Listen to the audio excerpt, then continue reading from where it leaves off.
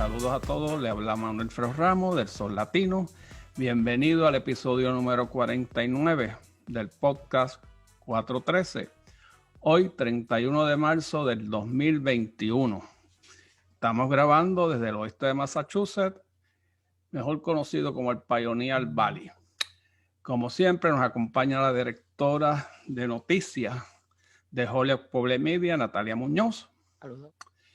Y hoy, como lo habíamos anunciado anteriormente, vamos a hablar sobre periodismo en Puerto Rico.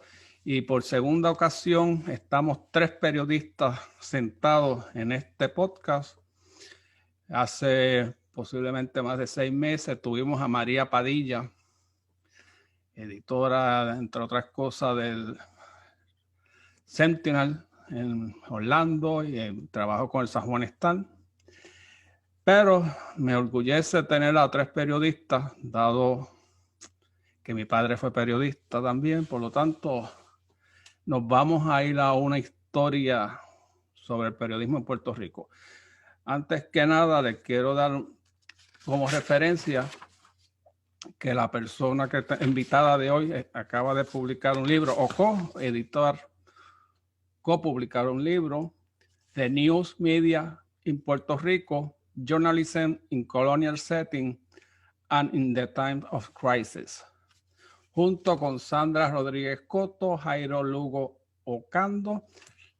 Tenemos hoy a Federico Soberbi Vélez, natural de San Germán. Como background, le quiero añadir algo que nos da el contexto de lo que vamos a hablar. En la mitad del 2005, yo escribí un artículo en el periódico El Sol Latino, Requiem para la TV puertorriqueña, basado en unos hechos de la eliminación de las novelas en Puerto Rico por parte de la Univisión. Y eso iba acompañado de un artículo y un estudio. De hecho, el artículo lo descubrí hoy, el estudio Nueva Frontera del Imperialismo Cultural, el caso de Univisión en Puerto Rico, publicado en el 2005, de Federico Soberbi, junto con Anilín Díaz Hernández, de catedrática de la Universidad de Puerto Rico Arecibo y también egresada de UMass Summers, Escuela de Comunicaciones. Pero el artículo lo conseguí en un foro que ni tan siquiera sabía que existía, Foro de Telenovelas en Puerto Rico. El artículo es Imperialismo Cultural, el caso de Univisión en Puerto Rico. Lo publican en junio 12 del 2005. Con esa introducción vamos a presentar, y recientemente el Centro de Periodismo Investigativo de Puerto Rico hizo un estudio sobre las realidades de los medios de comunicación en Puerto Rico. Ese es el más reciente. Por lo tanto, vamos a ver históricamente qué es lo que está pasando en Puerto Rico, pero les quiero decir que no necesariamente la crisis en los medios de comunicación de Puerto Rico es nueva.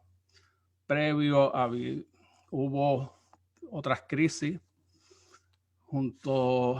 cuando el periódico El Mundo se fue a quiebra, el Imparcial cerró o se quemó.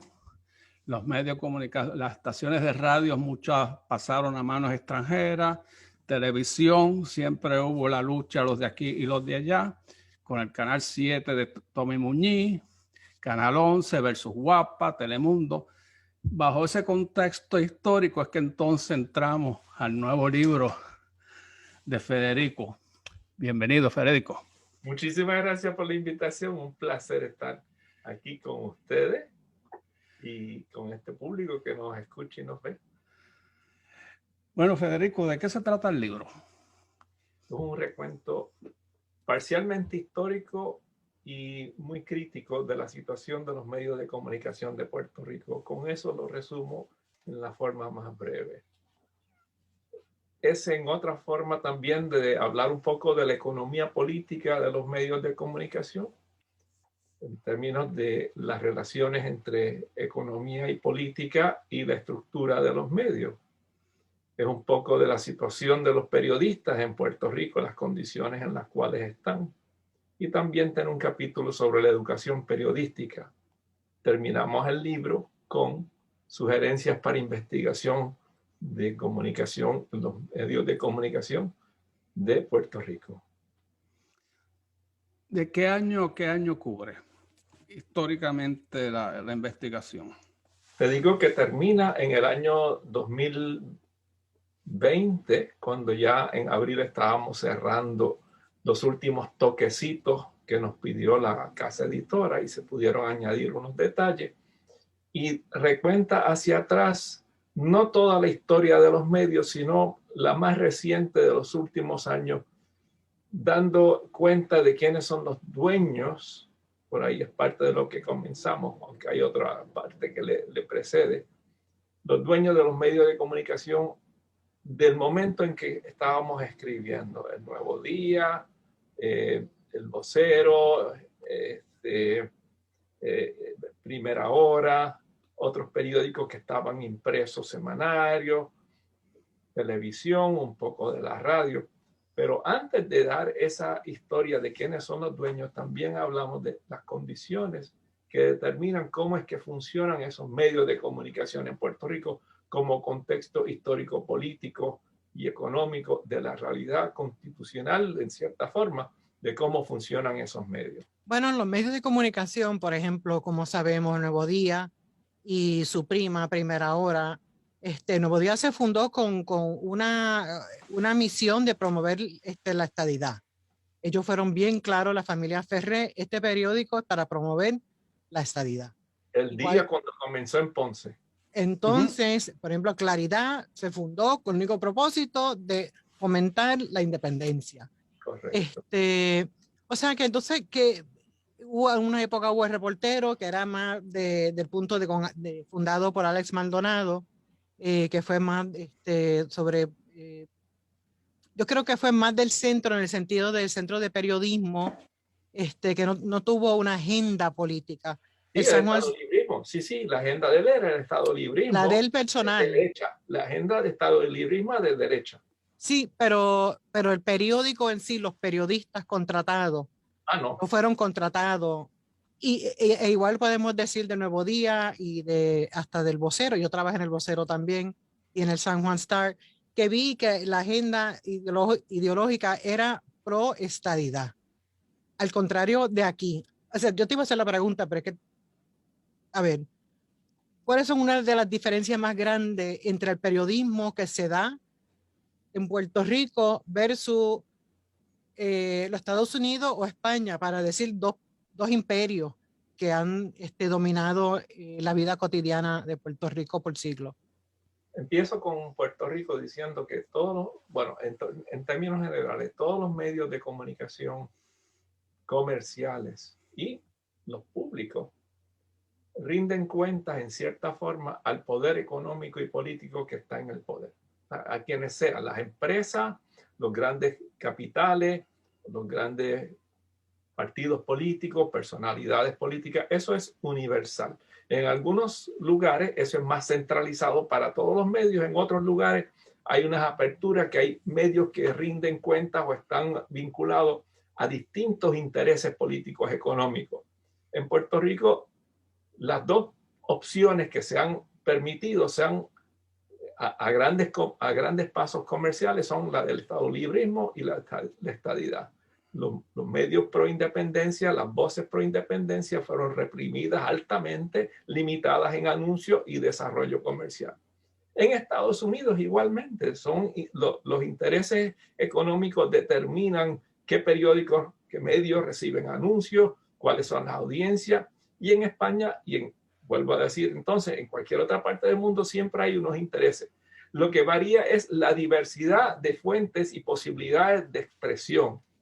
Porque en la época del franquismo en España se estaba prohibido cualquier cosa que no fuera contra, o sea, que fuera en contra de Franco, que no fuera a favor del fascismo. Eso cambia el gobierno, entonces hay apertura. En Estados Unidos se establece dos centros de derecha, el Partido Demócrata y el Partido Republicano, entre intereses capitalistas, y los medios rinden cuenta y favorecen el mantener eso. en Puerto Rico, ahora volviendo a Puerto Rico, es el Estado librismo y la estadidad en términos de las vertientes principales con los intereses económicos de afuera, el capital externo, porque muy poco de lo que han hecho los medios de comunicación de Puerto Rico, muy poco, digo yo, relativamente hablando, ha sido el mantener y desarrollar el desarrollo económico agrícola de Puerto Rico en contrarrestando los intereses de Estados Unidos. Federico, o sea, sabemos que el fotuto de la estadidad es el Nuevo Día. ¿Cuáles son los medios que abogan por el Estado Libre Asociado ahora? Bueno, ahora no, pero el mundo lo hacía en una época. En los 70.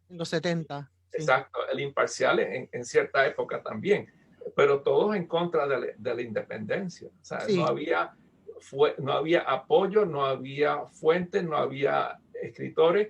Sí, había periodistas que escribían, gente que escribía, personas que creían en el ideal, pero no se ven los titulares, no se ve en la predominancia de noticias críticas al sistema de coloniaje. ¿Y cómo esa influencia de esa influencia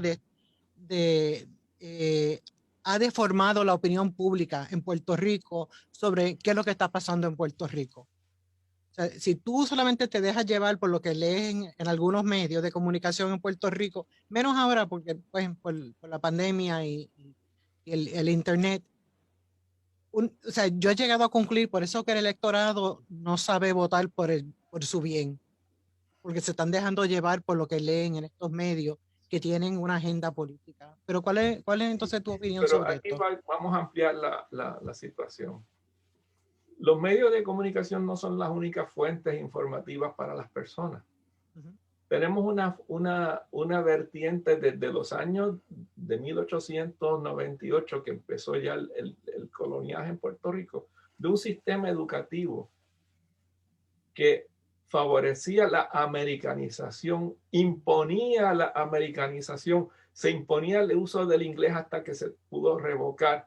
Y la ideología del desarrollo nacional de Puerto Rico fue la de dependencia con los grandes capitales y el sistema norteamericano en contrarrestando lo que pudo haber sido un desarrollo nacional del capital puertorriqueño, para decir capital porque estamos en un mundo capitalista por ahora, esa es la realidad. Los intereses agrícolas puertorriqueños, ¿por qué Puerto Rico no tiene una industria pesquera? ¿Por qué es más económico comprar todos los productos de huevos y de gallinas y todo lo demás de afuera que el producto nacional? Porque es toda una economía que se hace dependiente, y la educación de Puerto Rico fue creer en eso, y se hace más crítica con los años de la Guerra Fría, cuando ya por el comunismo que se impuso en Cuba, se usa la Guerra Fría para eliminar todas vertientes de independentismo que podría haber sido un independentista no comunista, socialista, demócrata, pero se elimina todo eso, y la educación de Puerto Rico, y le añadimos, o sea, la educación de Puerto Rico está favoreciendo ese sistema de visión de mundo. Añádele a eso los grupos religiosos más conservadores. Entonces tenemos, desde la infancia las personas tienen los grupos religiosos conservadores, muy centralizados en el autoritarismo, tanto el autoritarismo religioso como el político. Le añades el sistema educativo que no ve opciones de desarrollo nacional, sino de dependencia nacional, y los medios de comunicación que reflejan eso, y se complican las posibilidades de que las personas que no entienden esa realidad entiendan otra visión de mundo de lo que podría ser Puerto Rico para su propio beneficio de desarrollo autónomo. Oye, Federico, vamos a pasar a la prensa televisada. Sí.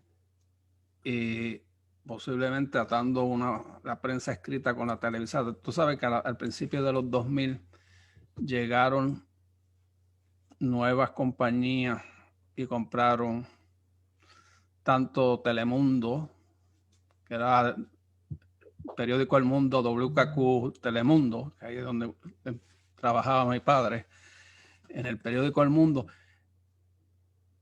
y también eventualmente el 11 y el 7 pasan a mano de Univisión. ¿Cómo cambia el mensaje y la estructura de las noticias en Puerto Rico con dos empresas ajenas a la realidad puertorriqueña que originalmente venían de Miami y de hecho de México? Univisión empezó al otro lado de la frontera. ¿Cómo cambia todo este panorama local versus no local? Mira, en realidad, el estudio sistemático detallado de eso, que yo sepa, no se ha hecho. Se hacen los análisis de unas perspectivas críticas en unos momentos, de unos puntos como el que Anilín Díaz Hernández y yo hicimos, de la predominancia de ciertos mensajes y otros, pero no se han hecho estudios sistemáticos de eso. Posiblemente la tesis de doctorado de uno de nuestros colegas de Arecibo, José Fonseca, no el de la televisión, sino el profesor de Arecibo, nos rinda mucha información de esos procesos, porque también es un análisis de economía política de programación. Pero, ¿qué cambia?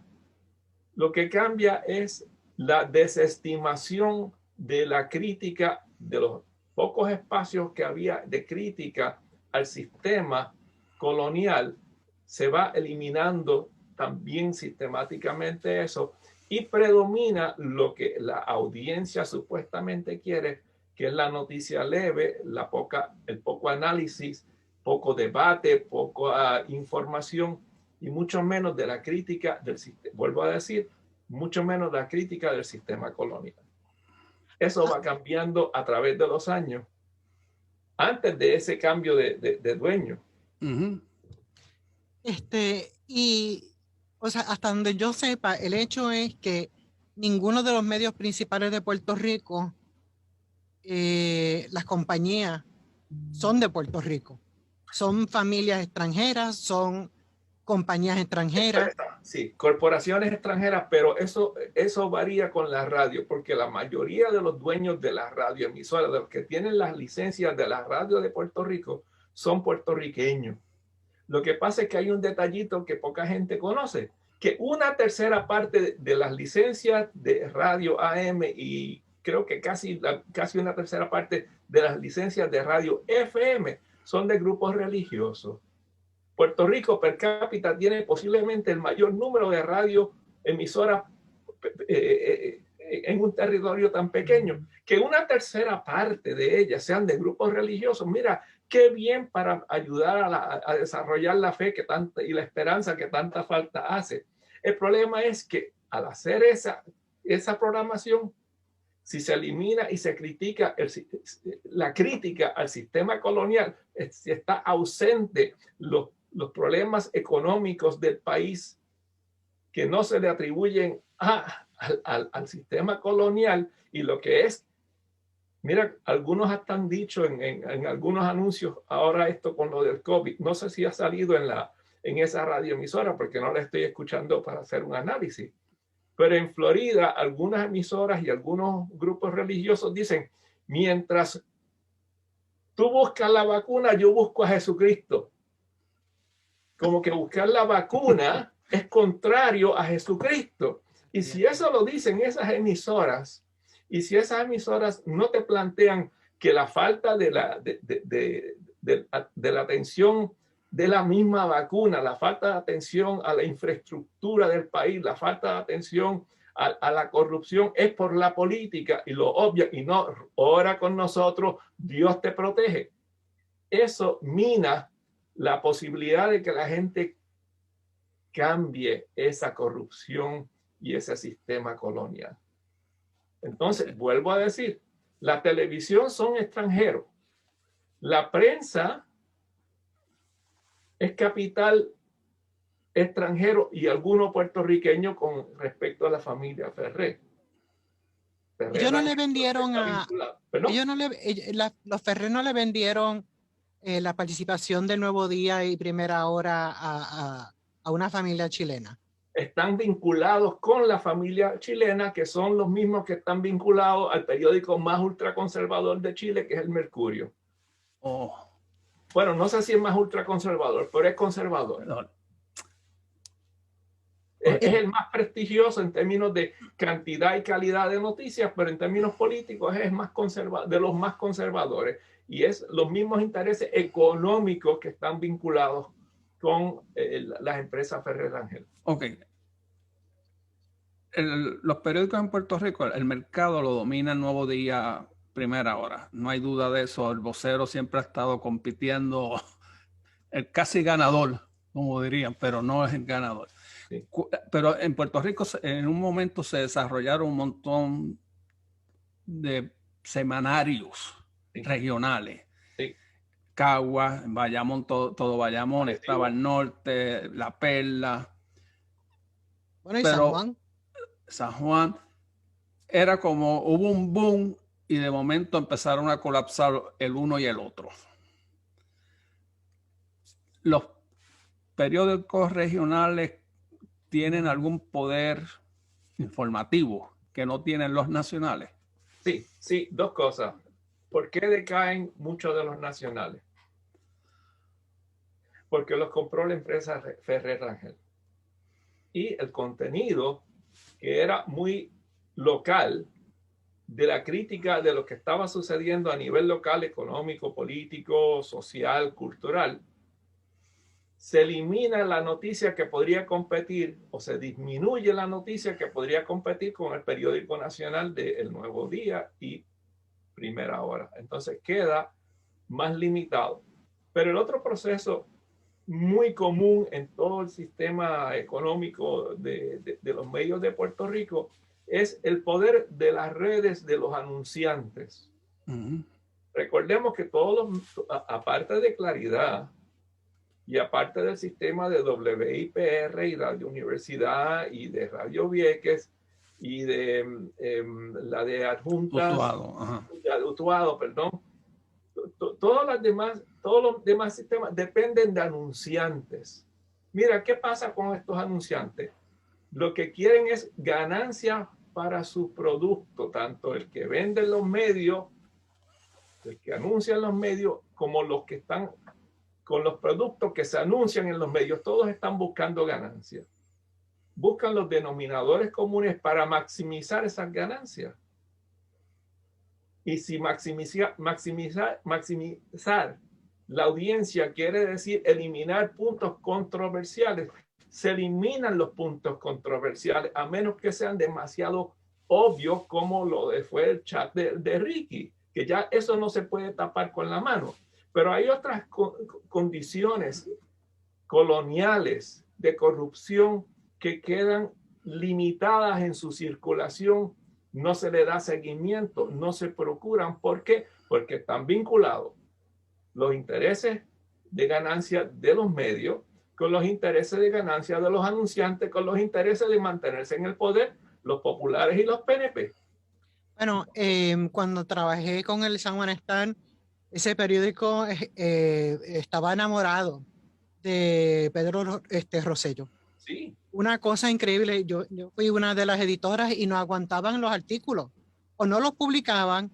Hicimos un artículo investigativo a fondo, uno de los reporteros míos, sobre cuánto dinero estaban gastando del erario público la administración de Rosselló para promoverse él mismo, que tuvo un asesor, un consultor, Alberto Guachet, que usó los millones y millones del erario público para hacer anuncios, para promover a Rosselló y su claque.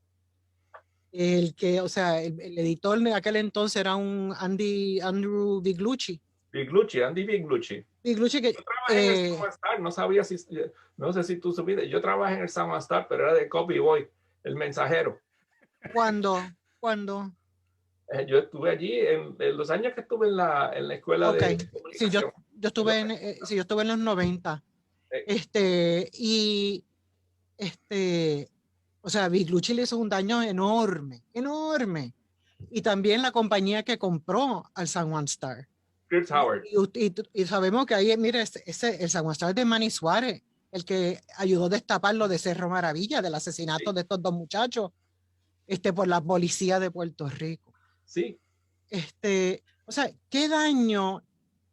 Esta es una pregunta filosófica. ¿Cuál es el daño que se le está haciendo a Puerto Rico por tener estos medios de comunicación, sean de radio, televisión, sea imprenta? Aunque ahora me dicen que el Nuevo Día parece un chopper hambriento. ¿Qué daño le hacen al pueblo de Puerto Rico? Y hago esta pregunta porque sé el daño que, por ejemplo, le ha hecho Rupert Murdoch a los Estados Unidos con Fox News. Estos medios de comunicación tienen mucho poder. Para mí, la familia Ferrer, que viven como monarcas en Puerto Rico, o sea, hasta cuando les ven las casas, son unas casas gigantescas. Mansiones. Y aunque tengan derecho de hacer eso, no quiere decir que es correcto hacerlo, ¿no? De ganarse todo el dinero y de hacer los comerciantes firmar contratos que no se van a anunciar en otros periódicos, de comprar medios para, como dijiste ahorita, para que no les presente competencia. Pero volviendo a la pregunta, ¿cómo se ve este daño en el pueblo de Puerto Rico? A largo plazo de mantener la situación colonial, mantener la ignorancia de las causas y de los remedios, más que nada, porque mucha gente sabrá las causas de la situación colonial, más o menos, dependiendo de cuán educados estén y cuánto lean. Pero de entender y tener una unidad de respuesta de los remedios a la situación colonial, aparte de que la panacea, la supuesta panacea de que con la estadidad se resuelve todo, lo cual es otra falacia, es mentira, no, al contrario, va a ser más difícil todavía, pero esa es la única posibilidad que se le ha con la cual se ha entretenido al pueblo de Puerto Rico, para la mayoría del pueblo de Puerto Rico, diría yo. O sea, a largo plazo de ese punto de que el pueblo de Puerto Rico quizás no se da cuenta, oye, pero ustedes saben lo que le está pasando a ustedes ahí en Puerto Rico, se dan cuenta de quién es el que manda aquí, que no eres tú con tu pequeño negocio. Entonces, a largo plazo, partiendo de eso, ¿qué es lo que pasa entonces con la cultura puertorriqueña? Todas las culturas van evolucionando. Sí, pero en Puerto Rico hemos tenido la bendición de que, paralelo al sistema de los medios y de toda la diseminación del sistema y de la mentalidad colonial, se ha tenido, especialmente entre los jóvenes y muchos no jóvenes, que han sido los que han fortalecido el nacionalismo cultural de Puerto Rico, como sea que se quiera definir eso. Porque si no fuera por eso, todos estaríamos hablando speaking English más que español. Si no fuera por eso, no estaríamos con la salsa, el merengue y todas las nuevas formas de la nueva trova y todo lo demás que yo desde aquí, de Gringolandia, ya no conozco tanto, pero que sé que está vibrante, está muy activo en todo Puerto Rico y en otras partes del mundo. Gracias a ¿qué? A los sistemas paralelos de información, al Internet y la gente que está desarrollando sus propios sitios de diseminar esa alternativa que es la más autóctona de Puerto Rico con toda su diversidad, que contradice el mensaje de que lo mejor que hay que hacer es dejar de ser puertorriqueño y convertirse en americano asimilado. El contramensaje a esa hegemonía está vibrante y muy fuerte, no en el Nuevo Día. Bueno, uno que otro editorialista no columnista, personas que escriben algunas columnas de vez en cuando, una noticia que otra cuando ya el sistema está tan corrupto que tienen que darlo a conocer.